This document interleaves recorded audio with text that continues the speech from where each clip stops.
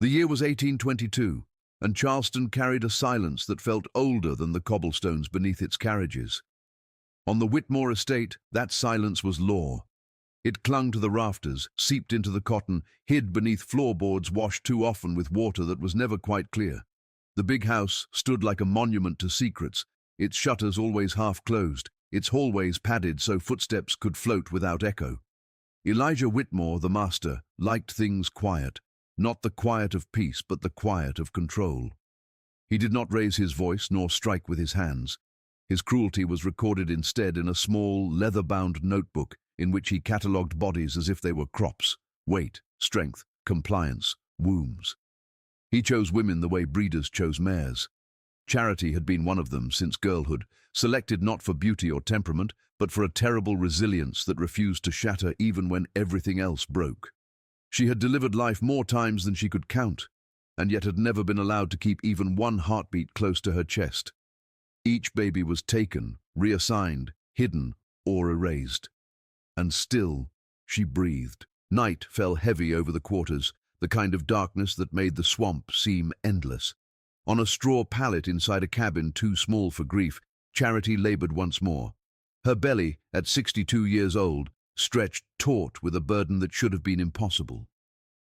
Pain rippled through her like an old ghost, remembering the path to her bones. Beside her, the midwife, Deli, quiet and trembling, her hands worn by decades of delivering children no one was allowed to claim, kept a small flame alive on a crate. The candle quivered, as if afraid of what it was about to witness. Charity inhaled the sour scent of old wood and damp earth. She had delivered many children in her life, but this night felt carved from a different world. She felt 3 small pulses inside her, not frantic, but steady, insistent, as if the unborn were demanding their own names before they had voices. Deli whispered for her to push, her voice thin as thread. Charity clenched her jaw and bore down with a force pulled not from muscle but memory. The first child arrived with a sound that sliced the dark, followed by the second, then the third. 3 cries, overlapping, rising together until it sounded as if the night itself were wailing. Deli caught them in trembling hands, wrapping them in scraps of cloth. When she lifted the rags toward the candle, pale faces emerged, their skin the color of unlit moonlight, their hair barely visible, their eyes wide and unblinking. Albino, ghost white. They looked like apparitions misplaced into flesh. Charity reached for them, her fingers shaking. She felt her insides tremble with a mix of awe and fear. Never had she birthed children like these. Their presence felt like a summons, like the beginning of something her blood had been waiting centuries to deliver. Sweat rolled down her temples as emotions surged through her. Shock, love, terror, and something fierce and rising. But the moment was brief. Footsteps approached, heavy and impatient, the overseer and the master. The door swung wide, flooding the small cabin with lantern glare.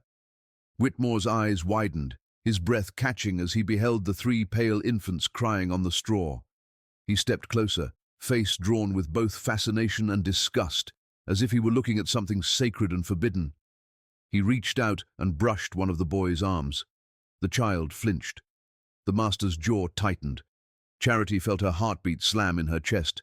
Deli cried out softly when the overseer grabbed 2 of the children by their wraps, lifting them as if they weighed nothing. Charity surged upright, but her body betrayed her, her legs buckled, pain dragging her down. The master whispered something sharp and final. "Hide them. No one sees this." His voice carried the tone of a man desperate to bury evidence, not protect it. The infants were carried away, swallowed by the dark doorway. Charity crawled forward, breath ragged, reaching for them as if the air itself might bring them back. The door slammed shut.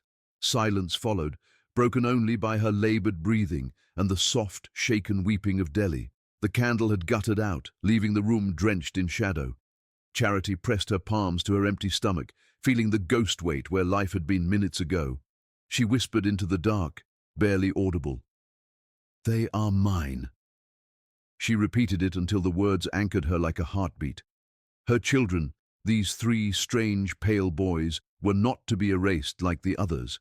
Even if the world had no place for them, even if the master wanted them hidden, even if the plantation whispered curses, they were the last of her blood she might ever hold. and she swore, in that breathless dark, that if she could not raise them openly, she would raise them in memory, in defiance, in a love so deep it could not be stolen. Outside, the night pressed closer to the cabin walls as if listening. Hours passed. Charity did not sleep. Pain gnawed at her hips and ribs, but a sharper ache lived in her chest. She stared into the dark until it seemed to breathe. The midwife had retreated to a corner, whispering prayers in a language older than the soil beneath them. Charity let her head rest back against the wall. She thought of her first child, born behind a shed at 13, a boy she never held long enough to memorize his scent. She thought of the 10 births that followed, each ending in a door closing, a shadow carrying her baby away. She thought of the marks she had once carved secretly into the beams of the wash-house, marks the master had later burned. The memory tightened her throat. 40 years of birthing grief, and now 3 sons who seemed woven from moonlight and old vengeance. She could not lose them, not this time. Exhaustion pulled at her, but the vow she made kept her upright. The night outside creaked, and somewhere distant, a single crow cried. Charity lifted her head. "You will live," she whispered, though no one heard. "You will live because I say so." The hours after birth bled into a grey, sleepless dawn. Charity lay on the pallet, body aching in places she hadn't known could hurt, yet her mind refused to quiet. Around her, the quarters stirred as they always did, buckets scraping, low murmurs, the distant snap of a whip somewhere near the fields. But today, every sound felt thin, far away, as if she listened from behind glass. Her breasts ached with milk that had nowhere to go. Her arms felt heavy with the memory of weight stolen too soon. The other women passed the open doorway quickly, eyes averted. Some whispered that something unnatural had come during the night. Others muttered that the master's sins had finally shown their face. Charity heard it all and ignored it. She had lived too long beneath other people's words to care what they named her now. What mattered were 3 small lives hidden somewhere on this land, breathing, because she had willed it so. As she sat up, every movement sent sparks of pain through her spine, but she welcomed it. Pain meant she was still here, still able to move, think, choose. She dipped a cloth in a basin and wiped dried blood from her thighs, remembering the first time she had done the same at 13, alone behind a sugar shed thinking she was dying. Back then, when her first child had been taken before she'd even felt the warmth of his skin, she'd cried into her hands until her throat burned. With each birth that followed, the tears came less easily. The plantation did not allow space for mourning. There were no funerals, no letters, no markers, only work the next morning, and the one after that. So her grief had turned inward, pressed into the grain of wood, etched into secret tally marks beneath washtubs and rafters. When the master had noticed and ordered the beams burned, she'd watched the smoke curl upward and had felt something in her harden. They could burn the wood, but not the memory. Now, that memory felt like a blade she finally knew how to hold. By afternoon, she forced herself to stand and limp toward the wash area, moving slow but steady. The sun hung low and hot, painting the yard in a haze that made everything shimmer. She worked with methodical motions, scrubbing cloth against board, her mind elsewhere. She pictured the 3 boys, their pale skin against rough rags, the way their eyes had seemed too steady for newborns. A strange calm settled over her with each imagined breath they took. The master would not let them exist openly. She knew his type too well. He feared scandal more than sin, whispers more than judgment. He would hide them, send them away, or worse, decide their existence was too dangerous to tolerate. Fear curled in her stomach, but beneath it was something stronger, purpose. This time she would not simply endure. This time she would answer. In the days that followed, the quarters adjusted around an invisible center. The story of the 3 pale infants wound through cabins and field rows like smoke, impossible to hold, impossible to ignore. Some said the children did not cry, only watched the ceiling with wide, unblinking eyes. Others swore they had seen shadows move differently near the shed where they were kept. A few made signs of protection when Charity walked past, crossing arms, whispering quick prayers under their breath. One woman tied herbs above her door and refused to let her own children go near the far end of the yard. Charity absorbed it all with a still face. Let them be afraid, she thought. Fear had always been used against her people.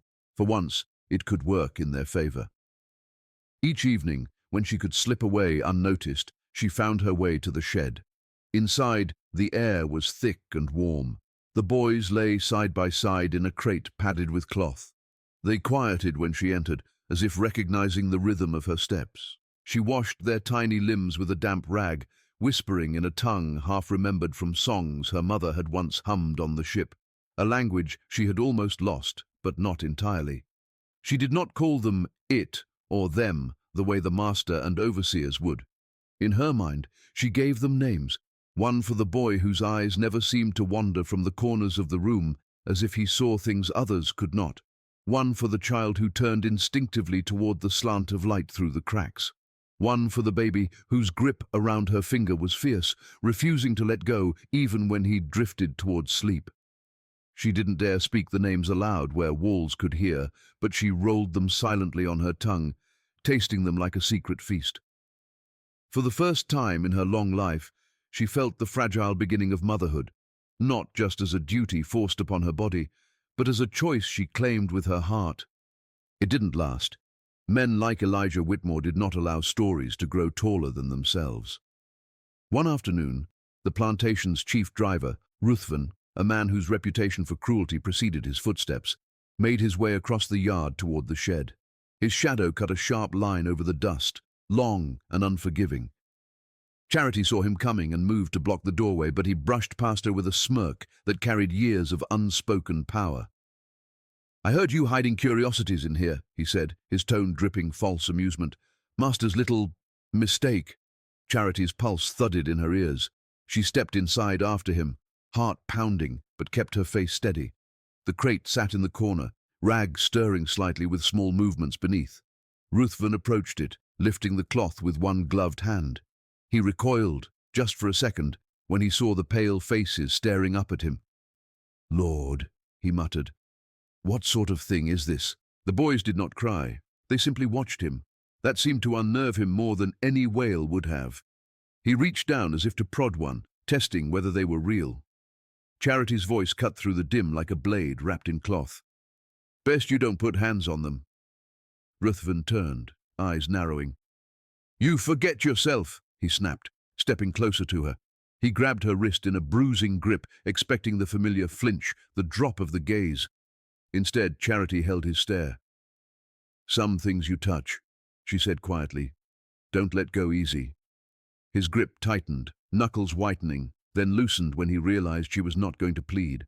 He laughed, but it rang a bit hollow in the small space. "Old woman, you think these ghosts give you power," he scoffed, though his gaze flickered uneasily back to the crate.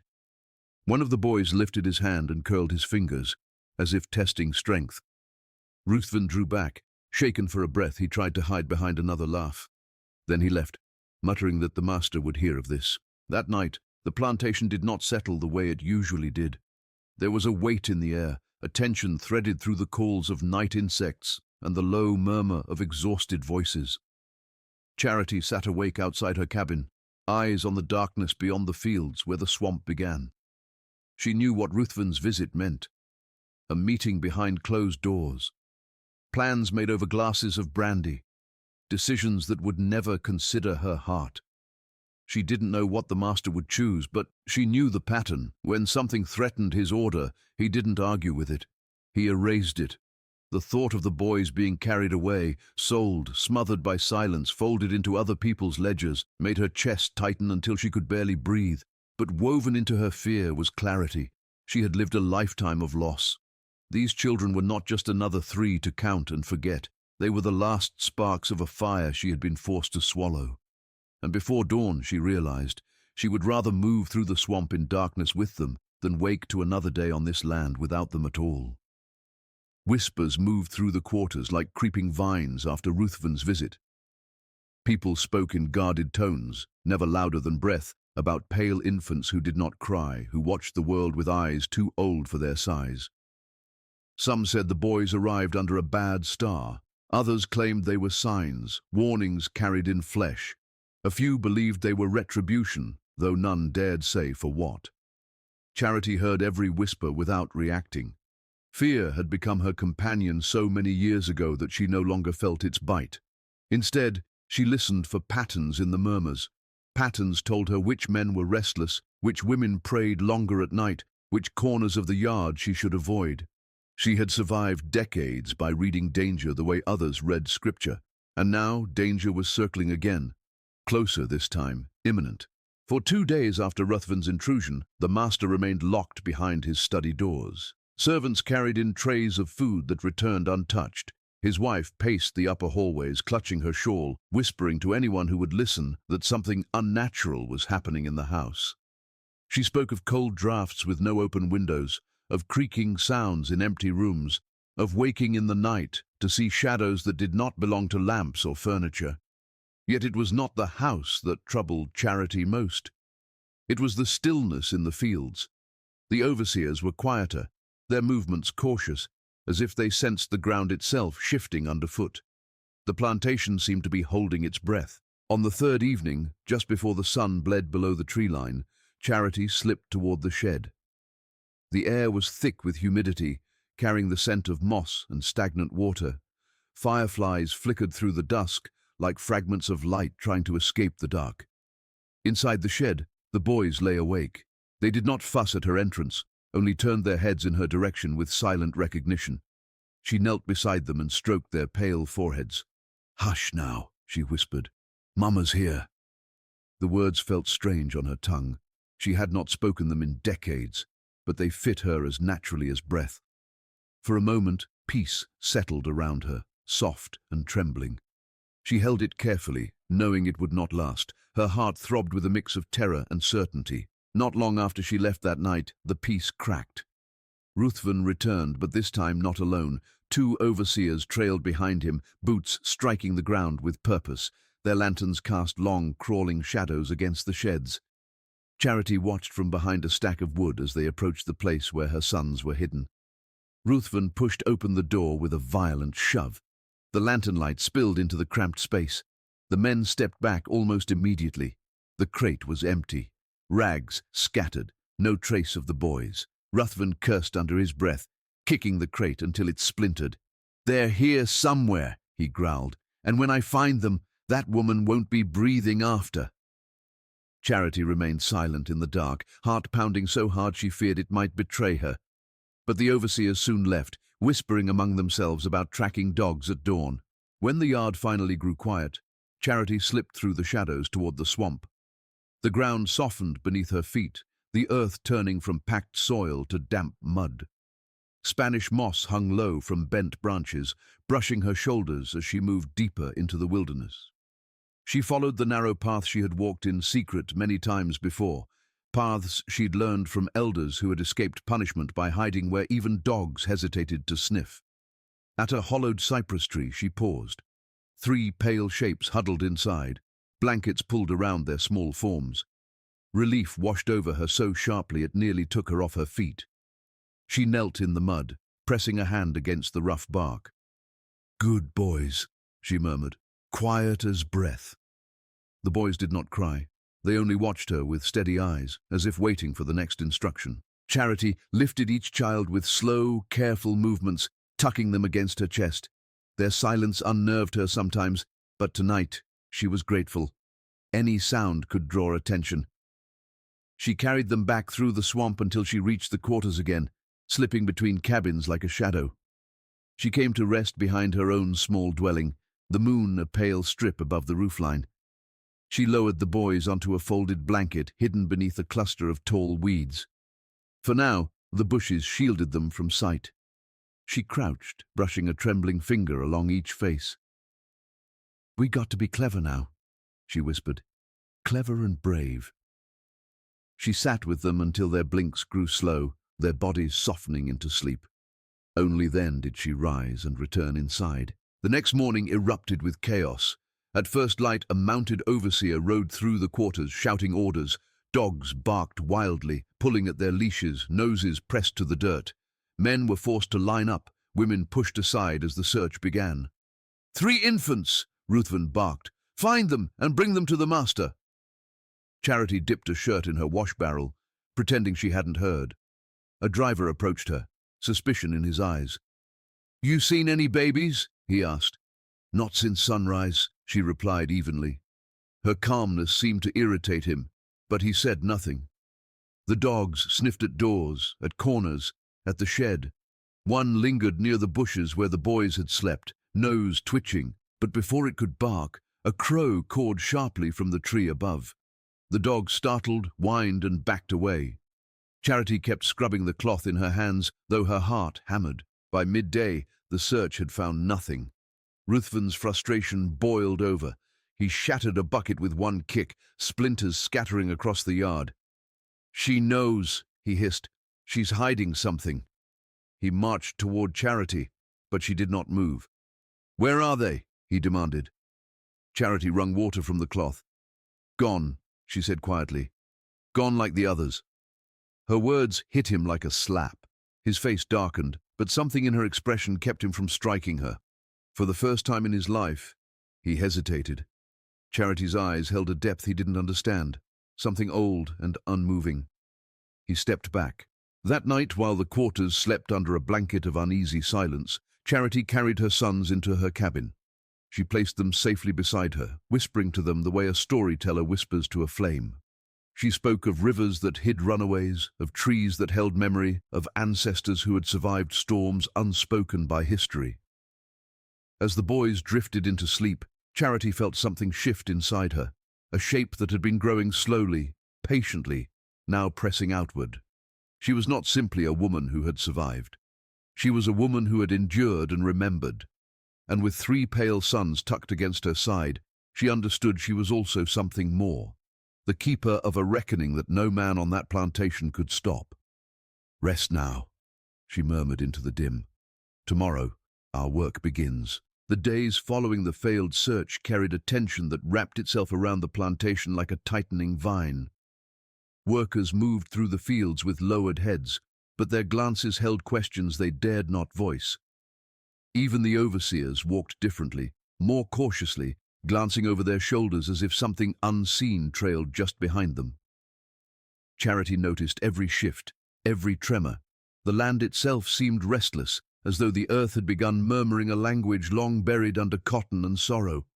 At night, the swamp hummed in tones she hadn't heard since childhood, deep, vibrating sounds that felt less like noise and more like warning. The boys, strangely alert for their age, grew silent and still whenever those sounds echoed. They didn't seem frightened. If anything, they seemed attuned, like the swamp spoke in a cadence their blood already knew. One evening, as the sun melted into the horizon, Charity sat on the edge of her narrow bed with the boys tucked close. Shadows from the small hearth danced across the walls, making the room breathe. She unstitched a hidden seam inside her dress, the seam where she had sewn the cloth containing the names of the children she'd lost. The fabric was worn thin from years against her skin. She spread it out, smoothing the creases with trembling fingers. Each name had been written in charcoal, faded but still legible. She traced each one slowly, not as mourning, but as invocation. "You ain't forgotten," she whispered, "and neither are they." The boys stirred as if hearing her. She lifted the cloth and closed her eyes, letting memory settle like dust.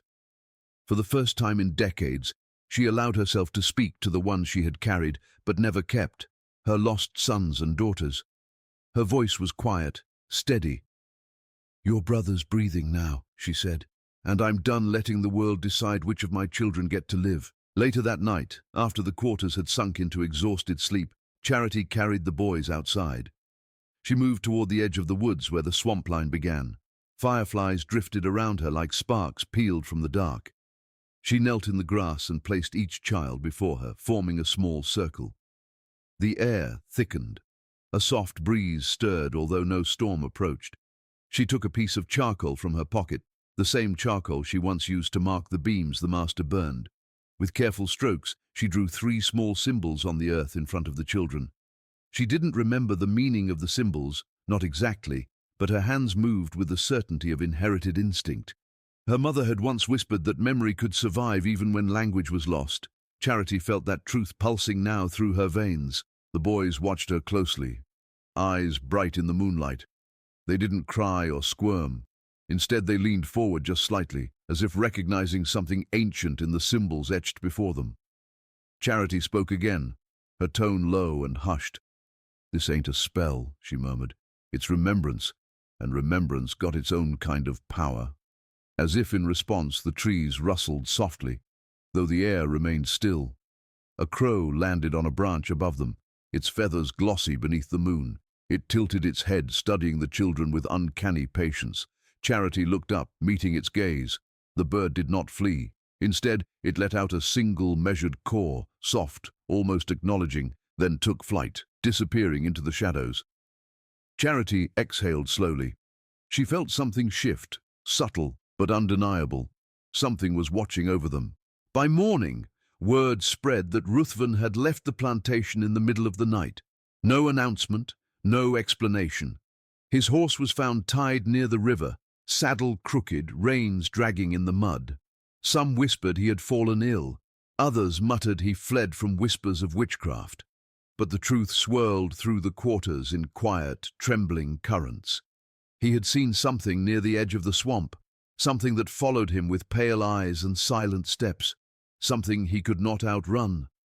Charity did not confirm or deny anything. She simply washed her baskets with steady hands, humming a tune older than her memories. The overseers whispered among themselves but kept their distance from her that day. Even the master avoided the yard. Yet the estate's fear did not bring Charity relief. It brought a new kind of pressure, one that pressed down from the big house like a cold weight. The master's restlessness grew louder. Servants reported hearing him pacing through the night, muttering about purity, reputation, exposure. His wife refused to leave her room, claiming her sleep was haunted by children's voices whispering her name from corners she could not see. The master called for a local reverend, hoping a ceremony might cleanse the property of its unrest. When the reverend entered the big house, he carried a cross carved from ash wood and a book so worn its pages rustled like dry leaves. He performed blessings in every room, sprinkling water and murmuring prayers. But nothing changed. The air remained thick. The shadows seemed to deepen. And when he left, Charity noticed the reverend did not take the main road home, but rode quickly through the back path, his face pale beneath the brim of his hat. Charity knew the master's desperation would soon turn toward desperation for control, and when men like Elijah Whitmore felt control slipping, they acted without hesitation or mercy. So she prepared.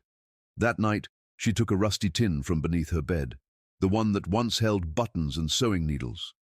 Now it held scraps of cloth, each piece marked with traces of the past. The corner of a blanket her daughter Sarah once slept in, a torn hem from a shirt one of her sons had worn before being taken, and threads from garments she had mended for children who never stayed. She placed the tin beside the boys. "Everything they tried to erase," she whispered. "I kept a piece." She lit a small flame and held the tin close enough to warm, but not burn. The boys watched her intently, their expressions calm and unchanging, as though they recognized the ritual. By the time dawn approached, Charity had made her decision.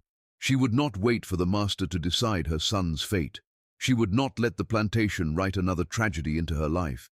With steady hands, she wrapped each child in cloth and tucked them against her body, one by one, feeling their warmth settle beneath her ribs. She opened her door and stepped into the pre-dawn stillness. The sky was the color of old bruises, deep purple fading toward uncertain light.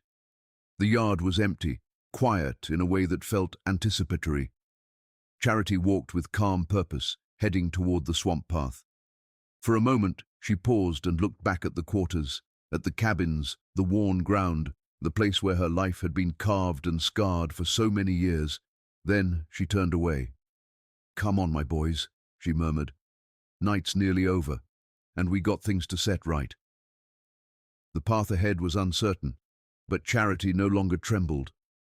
She carried not just 3 sons, she carried the weight of every child she had lost and the strength of every mother who had been silenced before her.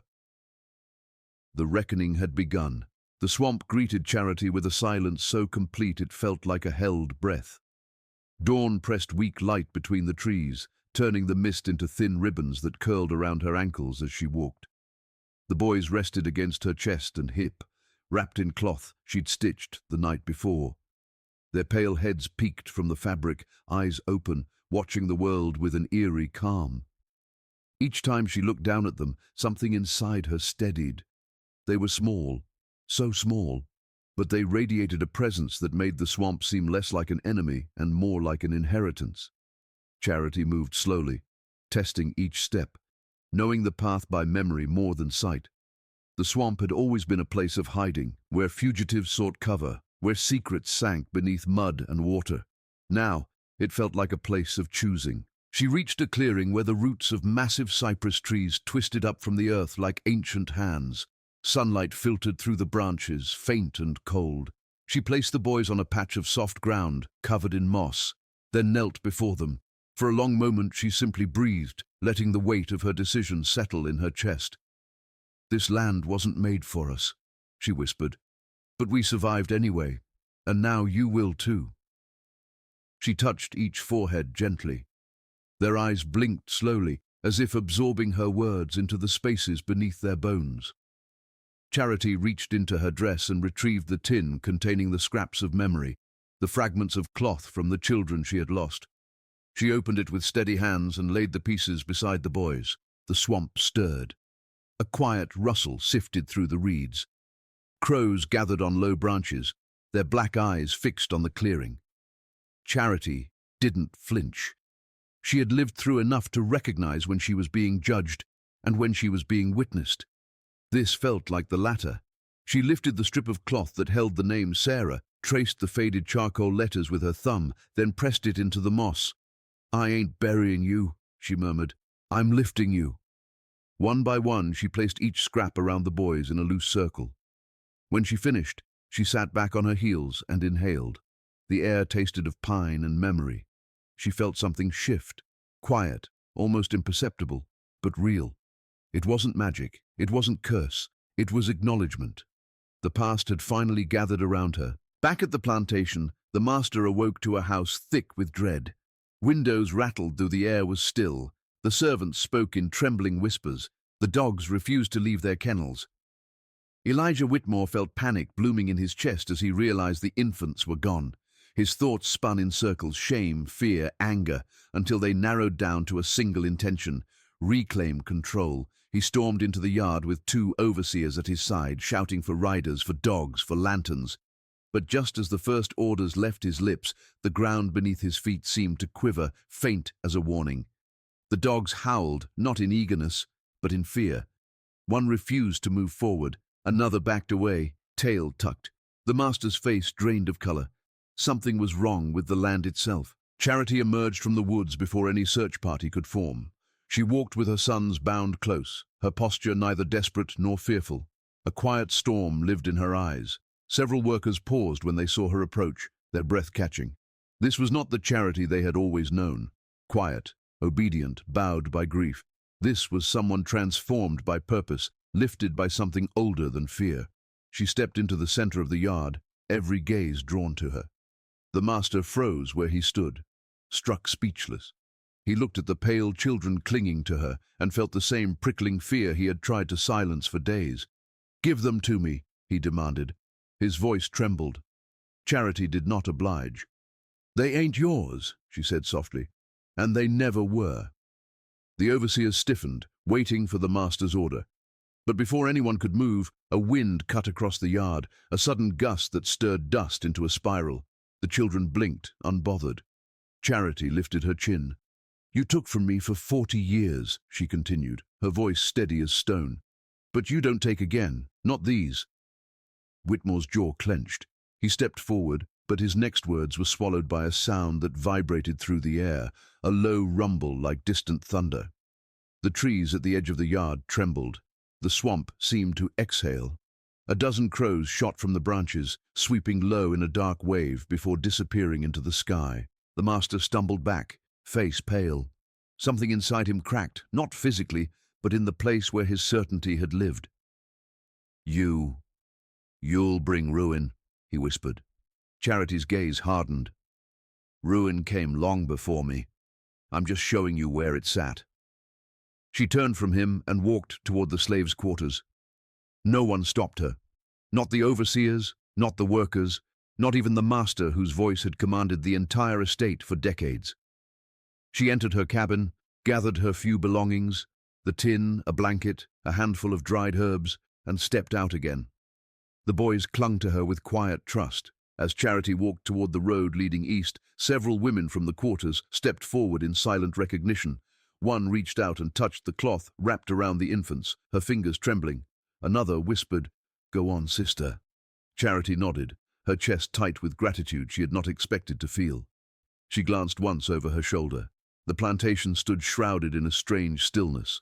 Workers watched from windows, dogs whined, and the master remained frozen in the yard, expression hollow, as if someone had turned him to stone from the inside out. Charity faced the road again and began to walk.